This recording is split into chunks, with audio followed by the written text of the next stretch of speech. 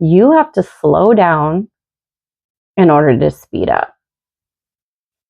Let's break that down a little bit. So for years, I was living on this hamster wheel, and I was living the same day over and over and over again. And I was like a zombie. I was exhausted. I had a short fuse with everyone, and I generally just like wasn't happy. And I continued to perpetuate this daily. Has this ever happened to you where you're in survival mode without even realizing it, and you're in this mode from the moment you wake up till the moment you go to sleep, and that's if you go to sleep. And for me, something had to change, because I did this for a very, very, very long time, and not realizing that I could change that. And that really came down to making a decision and making changes and going inward to figure out, why am I giving all my energy to everyone else and none to myself? Well, of course, then that's not going to make me very happy. You have to, put your own oxygen mask on before you can put it on someone else. You have to fill your own cup before you can fill up anyone else's cup. You have to take care of you first.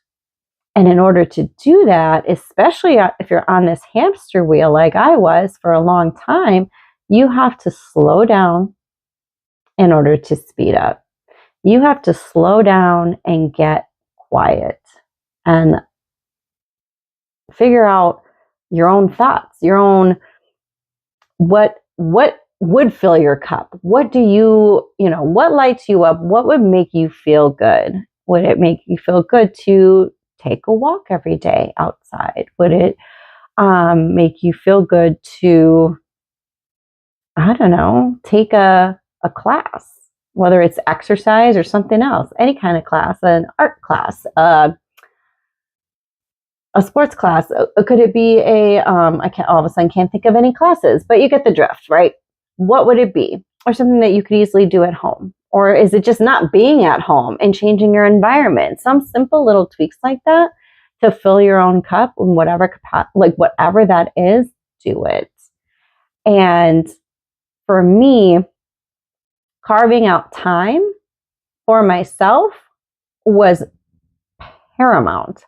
And that was something that I never did. And so now what I do is I do it a few different ways. One is carving out time in the morning by waking up before anyone else, which is a change in my schedule. I have time before the kids get up. I have time after they go to bed. And then depending on how I structure my days, depending on what day of the week it is, I have put pieces in place, time in place, blocks in place where these other things happen. And it changes from day to day, because again, it may not suit you to do the exact same thing to fill your cup. You might want to do a variety. I would highly recommend you do a variety of different things that fill your cup, different times of day, just as long as they're happening. And a lot of times, in order for that to happen, you have to schedule that in. And that's what I do, because I easily lose track of time and forget something like that.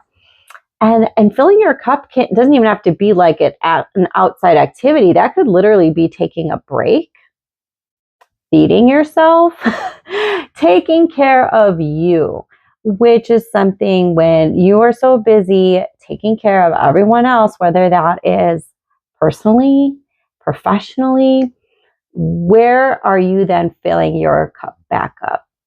You're a business owner. It can apply if you're just trying to keep your sanity while running a household full of kids. It could be just managing the stressors of running a household and working. Working moms, that's like 2.5 full-time jobs in itself. And that is, regardless if you have a partner or not, there is a lot of mental load that goes into mothering children. I will link some resources below. I invite you to check them out. And just remember, when you shift inside, your whole world aligns. It all starts with you.